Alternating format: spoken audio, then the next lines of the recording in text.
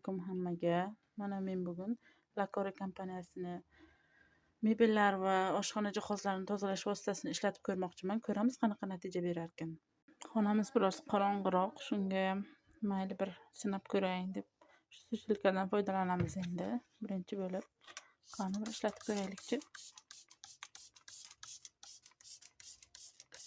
Kamida yarim soat turish kerak ekan keyin.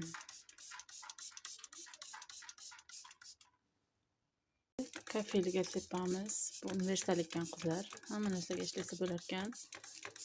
Kafellarga sepib chiqamiz. Keyin rakvinaga sepamiz.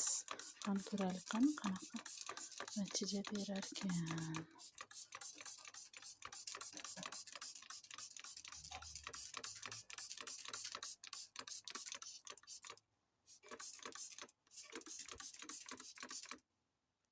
Qizlar qaranglar qanaqa toza qo'yar ekan. Men oldin bundan oldin ishlatib ko'rmagandim.